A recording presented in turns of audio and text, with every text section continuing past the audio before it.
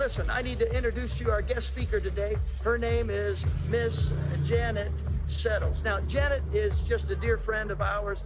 She has been a blessing at Greenway Church for many years. You've heard her speak before, and we love to have her tell her story and all that she is going through. Now, today she's got something special for you, so you are going to enjoy what she has to say. Ladies and gentlemen, she travels all over the nation and around the world as well speaking. She's a great author, as you know, published author. She has a radio broadcast on a daily basis, and then she's a great public speaker as well, in high demand. And so we're just honored to have Miss Janet Settles with us today. Give her a big clap, everybody. All right, we'll see you soon. Bye-bye.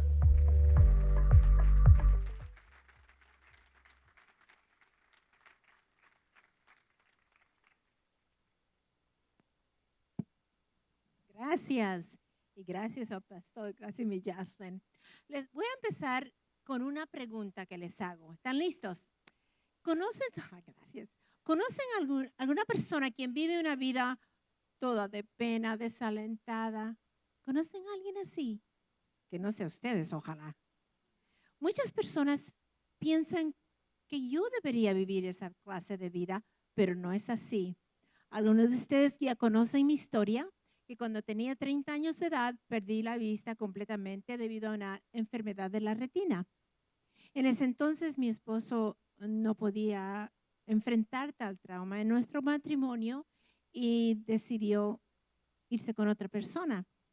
Años después, mi hijo menor, de 19 años de edad, aunque tenía 19, aún era mi bebé, me lo asesinaron.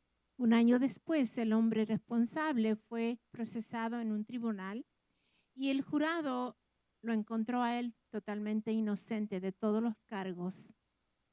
Más tiempo transcurrió y después de 42 años de matrimonio, mi esposo pidió el divorcio y era una época muy, pero muy difícil para mí.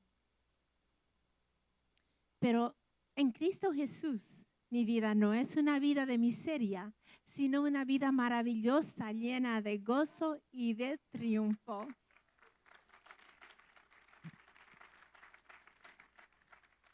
Y aquí estoy para mostrarles y comprobar que para ustedes también les espera esa clase de vida.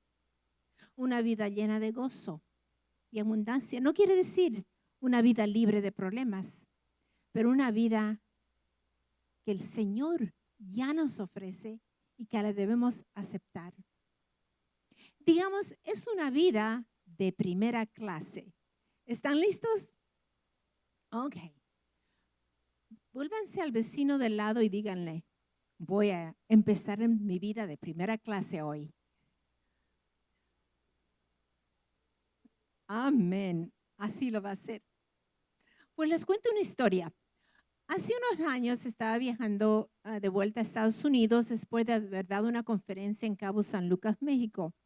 Estaba en el avión y después de los anuncios empezaron a entregar los papeles, los documentos para llenar, los documentos de inmigración para volver a entrar al país. Entonces, cuando la azafata me entregó mi formulario, yo le dije, por favor, ¿podría usted ayudarme? Porque yo soy no vidente. Claro que sí, me dijo, vuelvo enseguida. ¿Cómo que? Volvió y me dijo, venga usted conmigo. Claro, le dije, agarré mi bastón blanco, mi bolsa y lo seguí. Me dijo, siéntese usted aquí. Me senté. Uy, le dije, ¿qué asiento más cómodo? Sí, me dijo, está usted en la sección de primera clase. Gracias, le dije. Entonces llenamos el formulario y después me dice a mí, ¿quiere usted quedarse aquí en este asiento el resto del vuelo? Ajá, le dice, claro que sí. Entonces yo ya me puse toda cómoda y estuve, me acuerdo, en vez de que me sirvan esas deliciosas bolsitas de pretzels y una tacita de agua chiquitita, oh no, yo estaba en primera clase porque me dieron otra clase de selección de toda clase de refresco, champán, vino, unos bocadillos deliciosos. Estaba en mi gloria, estaba en primera clase. Bueno, ustedes saben muy bien que las aerolíneas cobran bastante por esos pasajes, ¿no es cierto? Pero cuando estamos viajando en el avión de la vida, nosotros tenemos la opción y podemos escoger qué clase de vida vivimos. Una vida de segunda clase o una vida regular o una vida de primera clase. Les voy a dar un ejemplo, cómo es así. Cuando estoy en casa, aunque no pueda ver, voy de aquí por allá rápidamente porque sé dónde están las habitaciones y los muebles. Todo marcha bien a menos que esté un poquito apurada. Y esta vez estaba así, estaba yendo por aquí por allá y me choqué contra el marco de una puerta. Me lastimé el dedo del pie, pero dije, ay, se me va a pasar. O sea que fui, viajé, caminé, hice todo lo que tenía que hacer y me seguía doliendo. 3 semanas después decidí ir al doctor, tomar rayos X y yo estaba ahí en el consultorio con él y él estaba viendo los rayos X y me dice, oh, esto no está bien. Oh, yo dije, ¿qué pasa con mi pie? Y me dijo, bueno, lo que pasa es que usted se fracturó el dedo, pero no solamente, pero la fractura entró al pie y se está sanando chueco. Y usted va a tener tiene 2 opciones ahora. Una de ellas es que usted siga así el resto de su vida y va a tener problemas. Y la otra opción es que rompa el hueso otra vez. Ay, le dije, bueno, doctor, pero antes de eso, tengo una pregunta que hacerle. Ahora, cuando perdí la vista, no perdí la vanidad, porque le pregunté al doctor, mire, doctor, tengo una pregunta que hacerle, una pregunta bien importante, dígame una cosa. Después que todo eso pase, ¿voy a poder ponerme tacos altos otra vez? Dijo que sí, creo que sí. Muy bien, le dije, entonces ya puede romper mi hueso. Así es. Entonces las enfermeras entraron, no sé qué me pusieron en el pie. El doctor dijo, bueno, alístese porque usted va a escuchar ese sonido cuando usted se mueve los nudillos de los dedos. ¿Cómo así? Bueno, empezó y así escuché este crack, crack. Y le dije, ya doctor, ya está bien. Bueno, salió del consultorio, las enfermeras me estaban atendiendo y de repente yo me sentí bien débil y me desmayé. Y las enfermeras estaban, señora, señora, y decían, doctor, doctor, estamos perdiendo el pulso. Señora, despierte, me ponían toallas mojadas en el cuello, me hacían oler cosas y todo el momento yo podía escucharlas, pero tenía una paz hermosa. Quería decirle, bueno, déjenme, estoy bien, es todo lo más bien. Bueno, siguieron y por fin me despertaron.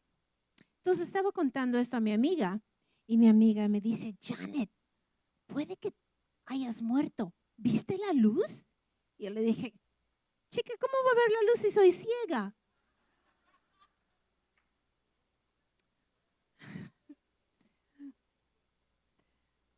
Tomaron otros rayos X, el doctor me dijo, me acuerdo de haberle pedido, doctor, ¿podríamos orar juntos? Sí, me dijo, yo nunca lo había conocido a este doctor, no sabía si era cristiano o no, pero accedió a orar conmigo. Entonces tomé su mano y le dije, Señor, dale a este doctor sabiduría, hazle recordar todo lo que aprendió en la escuela, en la facultad de medicina, Señor. El doctor, el Señor, no le importa cómo oremos, ¿no es cierto? Lo más importante es llevar todo lo que nos preocupe a Él, ¿no es cierto? Entonces, tomaron rayos X después y el doctor dice, sí, se ve muy bien. Sus oraciones tuvo un resultado, me dijo. Gracias, le dije. Pero me dijo, no ponga nada de peso en su pie. Vaya usted a casa y quédese quieta. No mueva su pie ni ponga nada de peso, no camine, no haga nada. Dentro de mí yo dije, sí, eso es lo que usted cree, porque ya tenía una cita para dar una conferencia en Atlanta, Georgia, y también tenía entrevistas por televisión. No me iba a quedar en casa y perder todo eso. Entonces le dije a mi esposo, consígueme una silla de ruedas rápido, sea donde sea. Lo consiguió, me dejó en el aeropuerto y el empleado de la aerolínea me llevó en silla de ruedas hasta el punto de seguridad. Entonces, me hizo parar ahí y me dijo, señora, ¿puede usted caminar unos pasos? Ahí tenía ese botín tan feo. Y le dije, bueno, sí, le dije. Muy bien, me dijo, pase usted un poquito hacia allá. Y le dije, ay, no puedo. Me dice, pero pensé que usted podía caminar. No, es que no puedo caminar, es que no puedo ver. soy no vidente. Y el Señor me dice, ¿ah? Oh, no sabía qué decir. Ese momento dije, no solamente soy ciega, pero también soy coja. ¡Wow! ¿Qué estoy haciendo? Esto va a ser imposible. ¿Cómo voy a viajar así? Entonces, ¿qué hice? Me puse paso a paso en la segunda clase de la vida, en la clase regular, donde todos estos pensamientos de, ay, ¿cómo va a ser esto? Esto no va a resultar. Voy a hacer una carga para esas personas que me van a atender. ¿Cómo voy a estar yo sola sin poder moverme en ese hotel?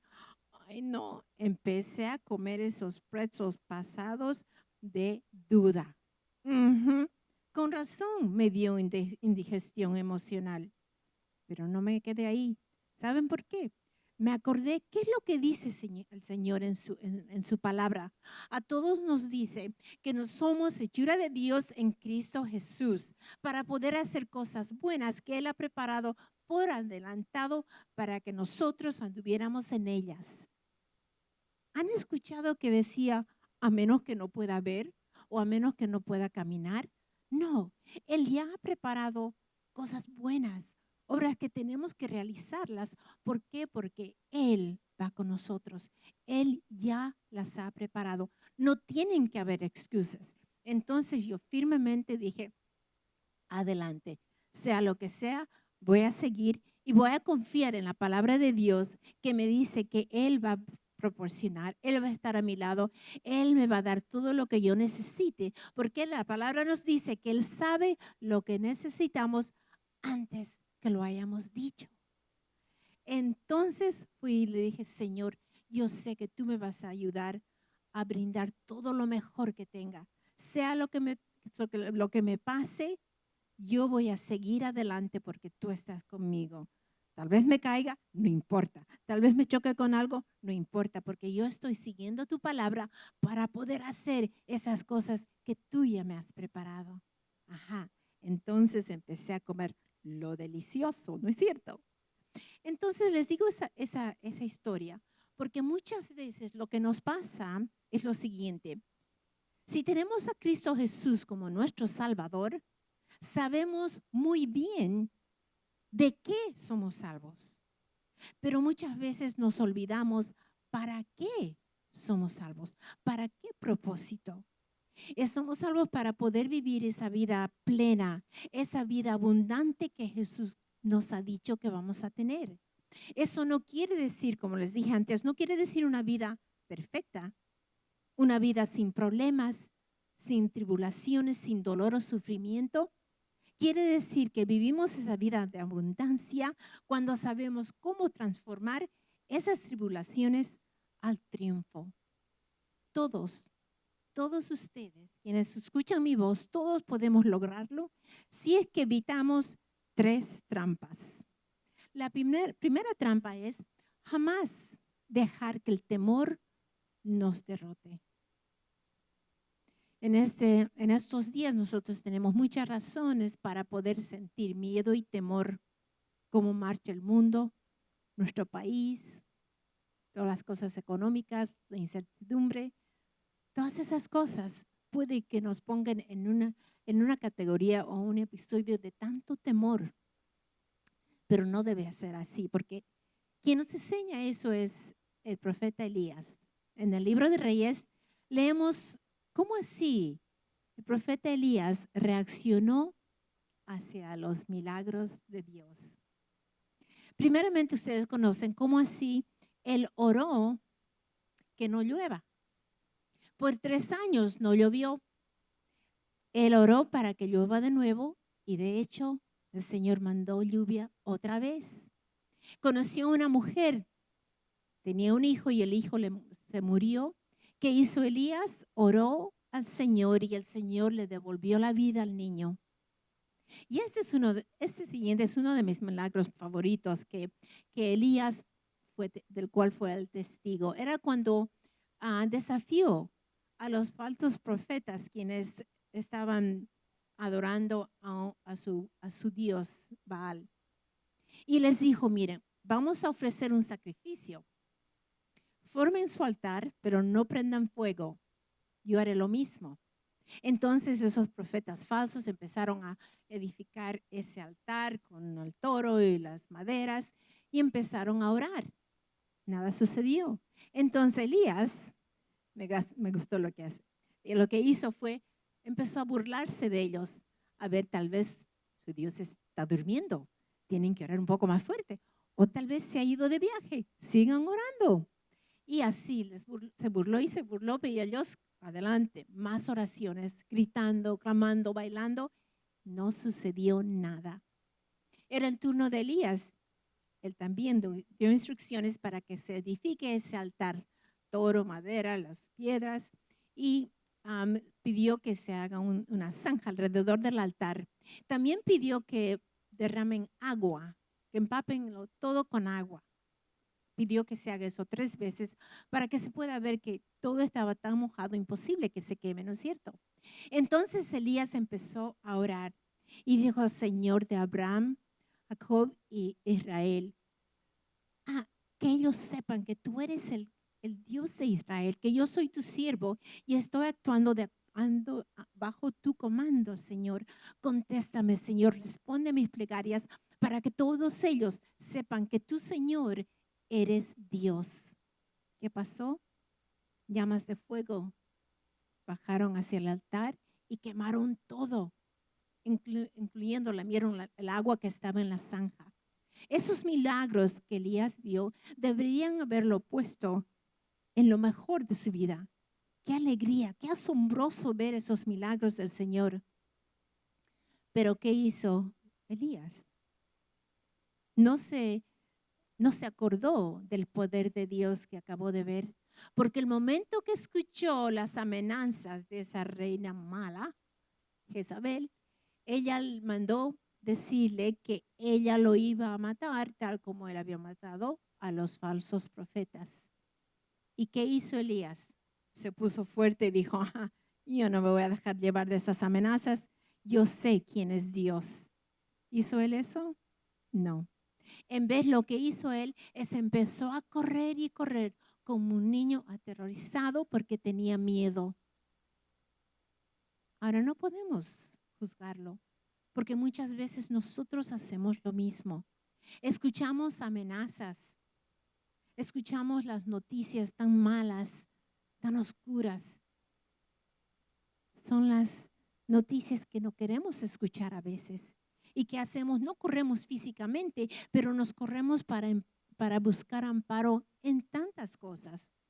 Drogas, medicamentos, redes sociales, nuestro trabajo. Queremos escapar. ¿Por qué? Porque nos olvidamos lo que hizo el Señor. Nos olvidamos del poder que Él tiene. Nos olvidamos cómo Él puede contestar a nuestras oraciones. Porque así fue con Elías.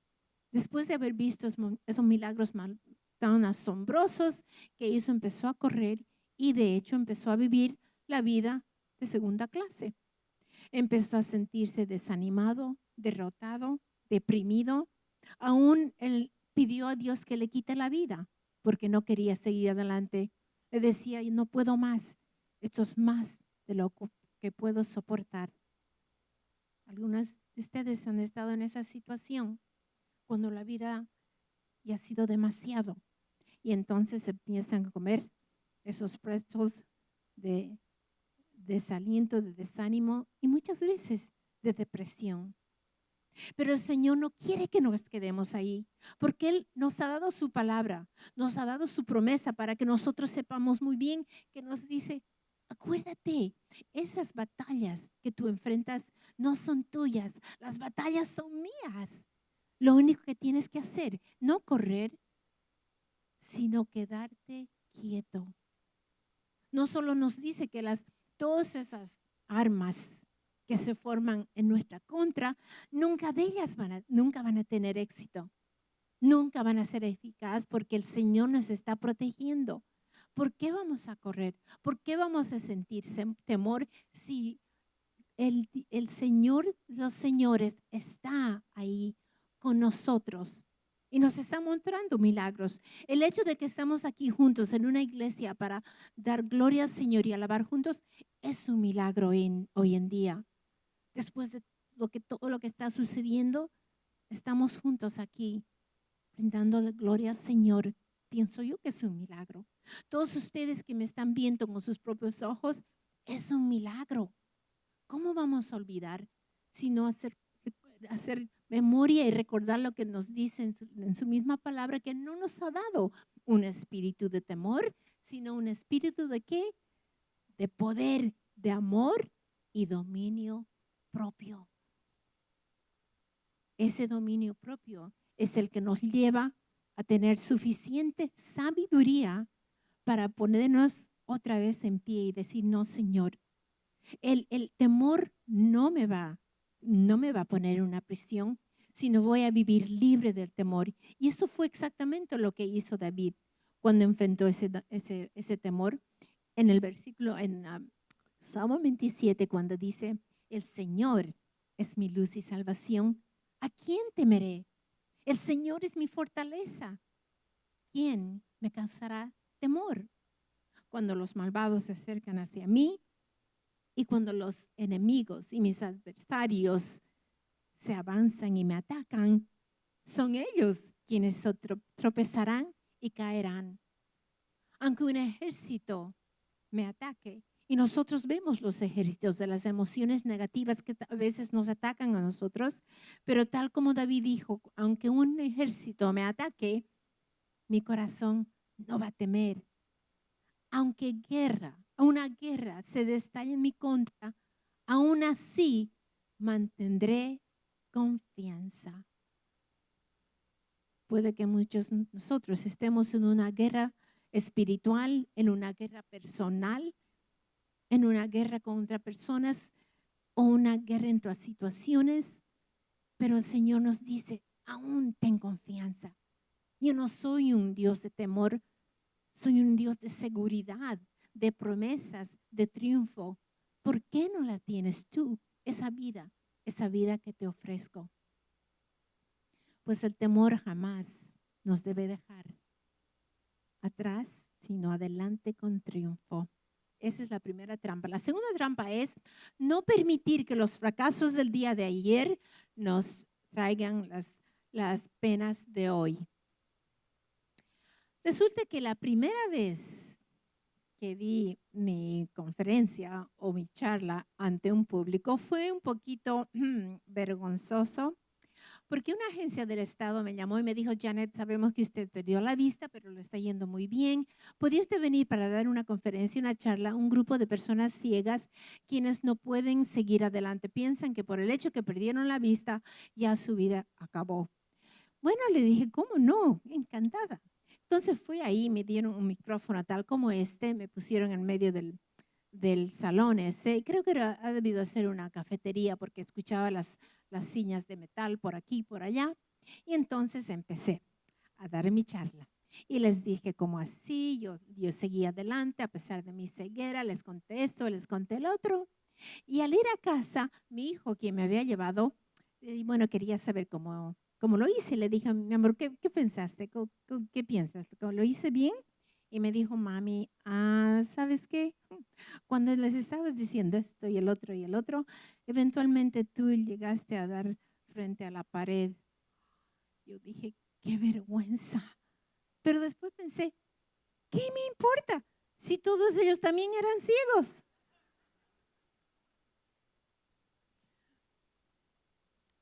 Ahora, eso no considero que es una falla. Bien, más que todo era un episodio un poco vergonzoso. Pero en la vida muchas veces nosotros tomamos decisiones incorrectas, cometemos errores, tal vez entramos en un pecado o en un fracaso. ¿Y qué pasa? Que en vez de dejarlo atrás, lo llevamos cargado hasta el día de hoy. Arrastramos todo eso, esas heridas que alguien nos hizo o tal vez algo que nosotros mismos hemos causado y llevamos ese sentimiento de culpabilidad y lo arrastramos y lo arrastramos. Y cuando hacemos eso y no podemos deshacernos de ellos, ¿qué pasa? Que empezamos a vivir una vida de segunda clase. Empezamos a comer esos presos de culpabilidad, de remordimiento, de inseguridad, porque lo que pasa es que las fallas de ayer si no las dejas atrás, se convierten en las inseguridades del día de hoy. Yo podría haber sido esa persona, podría haber dicho, ay, jamás voy a hablar ante nadie, qué vergüenza. Si hablo ante alguien, ¿quién va a poder ver? ¿Qué vergüenza me voy a tomar? No, voy a seguir adelante. Entonces yo me hubiera quedado ahí estancada en casa, sin salir, sin hacer nada. Pero no lo hice, porque el Señor nos da un mensaje para todos nosotros, un mensaje que nos dice qué tenemos que hacer. En Isaías 43 nos dice, olvida las cosas anteriores, no te detengas en el pasado. Estoy haciendo cosas nuevas, ya brota. ¿No lo percibes? En el desierto de tu dolor estoy abriendo un camino y en tu soledad estoy poniendo un arroyo de agua. Entonces, el mensaje es tan claro que no puedo yo dejarme, ni tampoco ustedes dejarse llevar por lo que pasó ayer, porque hoy día es un día nuevo. Hoy día el Señor está haciendo cosas nuevas. Y entonces cuando decidimos, ya no más, Señor, yo ahora estoy viviendo en un terreno nuevo que tú estás abriendo. Y así fue para mí. Entonces yo dije, voy a seguir haciendo lo que el Señor me pide hacer. No me voy a preocupar de qué puedo o no puedo ver. Voy a seguir adelante olvidándome de los días en que podía ver. Porque muchas veces, yo a veces decía, ay, ya me acuerdo cuando podía ver, podía peinarme yo mi sola, podía ir de compras, podía manejar el auto. Pero el Señor me decía, olvida esas cosas anteriores. No te detengas en el pasado. Mira que estoy haciendo nuevas cosas. Y así fue. En el desierto de mi dolor, abrió camino para seguir adelante.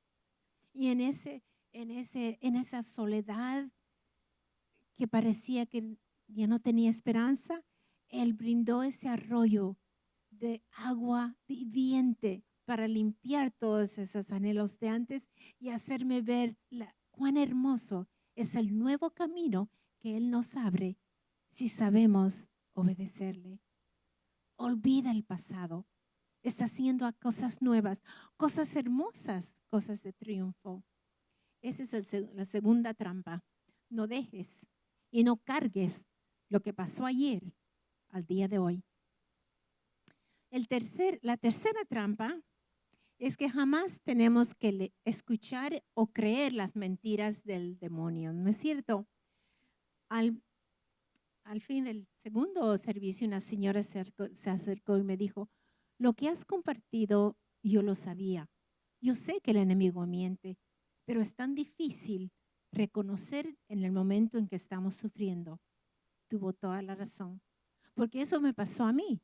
Ya les conté que cuando tenía 30 años perdí la vista, mi esposo me dejó y ese entonces era un momento cuando yo me sentía emocionalmente débil, me sentía vulnerable. Y es esos momentos cuando estamos así emocionalmente que el enemigo empieza a entrar con toda furia y con toda fuerza. Lo primero que hace es empieza a repetir sus mentiras. Así fue conmigo. Yo le permití hacerlo, confieso eso, porque en ese entonces yo estaba en la iglesia católica, era una buena muchacha católica, obedecía todo lo que me decían que tenía que hacer, tenía una religión, pero no tenía una relación íntima con Cristo Jesús. Y es por eso que cuando me pasó esa ceguera y el abandono de mi esposo, empecé a tener esos pensamientos de una vida de segunda clase. Empecé a pensar, pues, no puedo ver, no soy nadie, no soy nada. Con razón mi esposo me va a dejar. ¿Quién quiere estar casado con una persona ciega? Mi vida se terminó. ¿Qué voy a lograr? ¿Qué clase de madre voy a ser no pudiendo ver? Empecé a comer esos pretzels de autocompasión. Pero me quedé ahí. No, Señor.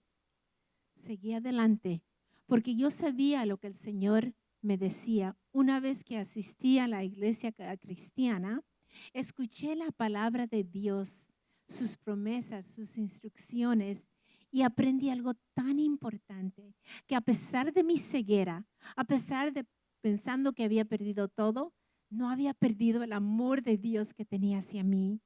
Ciega o no, aún me amaba. Y su amor nunca falla. Su amor perdura para siempre. Y no solo eso, lo que me decía es que nada iba a separarme de su amor. Ni problemas, ni tribulaciones, ni penurias, ni ceguera, ninguna cosa, ni alturas, ni profundidades, ni demonios, ni ángeles, no hay nada creado que me podía separar del amor de Dios. Es el mismo mensaje que el Señor tiene para cada uno de ustedes. Porque en estos días, si tenemos esa seguridad de su amor, no hay nada que nos pueda derrotar. No hay nada que nos pueda hacer caer, porque nos llevamos por el amor que Él nos prometió, el amor que nunca cambia. Y es así como pude seguir adelante. Una vida llena de su amor, llena de seguridad. Empecé a vivir la vida de primera clase. Y cuando empecé a vivir esa clase de vida, lo que me acordé es la palabra de Dios en los momentos de oscuridad. Ustedes tal vez tienen la misma oscuridad emocional. Yo la tenía física y emocionalmente. Pero el Señor me decía, no te preocupes porque mi palabra será la lámpara para tus pies y la luz para tu sendero. Cada paso me iba a guiar. Iba a iluminar mi paso, mi jornada, mi camino. ¿Por qué me iba a preocupar? No solo eso, pero me decía, yo tengo planes para ti, para tu vida. Los planes no son para dañarte o causarte pena, sino unos planes para prosperarte y los planes para darte esperanza y un futuro. Cuando estaba en esa clase de vida, pensé que no tenía un futuro, pero el Señor me decía, sí, tienes un futuro. Entonces me di cuenta de que el futuro que Él tiene es un futuro bueno, lleno de triunfo, de victoria y de cosas buenas. Hoy en día, ¿quiénes de nosotros, si somos honestos, nos preocupamos por el futuro? Nos preocupamos por el día de mañana. Nos preocupamos porque hay tanta incertidumbre. ¿Qué sucederá? ¿Qué va a ser de nosotros? Y el Señor nos dice, ese no es el futuro en el que tienes que pensar. Piensa en el futuro que yo te prometí. Piensa en el futuro que ya tengo en mis planes para ti. Lo que tú tienes que hacer es tomar la decisión. ¿Qué clase de vida vas a vivir? ¿Como el resto del mundo que no conoce a Cristo Jesús? ¿O como tú, siendo mi hijo o mi hija, sabes el amor que tengo para ti? ¿Sabes de los planes y las promesas que son tuyas? Depende de ti si las vas a recibir o vas a seguir como el resto del mundo. Tenemos que seguir con esa promesa en la mente y en el corazón. Como les dije antes, sabemos de que somos salvos, pero nos damos cuenta, ¿para qué somos salvos? Somos salvos para vivir la vida plena. Así lo dijo Jesús. Jesús vino para darnos una vida de abundancia, plena, completa, una vida de victoria. Y lo vamos a lograr. Todos ustedes quienes escuchan mi voz lo van a lograr siempre y cuando tienen a Cristo Jesús en su corazón y siempre también si saben cómo evitar las tres trampas. La trampa de dejarse llevar por el temor, la trampa de llevar las cosas del pasado, los fracasos, las malas decisiones, las heridas, dejarlas atrás y seguir adelante libres y limpios. Y también la trampa de no creer a las mentiras del enemigo. Porque la Biblia nos dice, cuando él miente, habla su idioma natal, porque él es el padre de las mentiras. Les voy a dar un reto. Cuando dejen vayan a sus casas hoy día, si es que se sienten un poco deprimidos, tristes, desalentados, paren un momento y piensen, ¿qué es lo que está llenando mi mente? ¿Serán las mentiras del enemigo o serán la verdad de la palabra de Dios? Van a darse cuenta, la fuente de sus emociones negativas siempre empiezan en el pensamiento y muchas veces empiezan cuando creemos las mentiras del enemigo.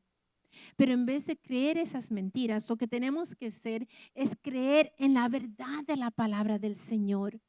La verdad que nos dice que su poder es grande, que su poder está obrando en este momento en sus situaciones, en mi situación, en nuestro dolor, en nuestro sufrimiento. El Señor ya está obrando y haciendo cosas grandes.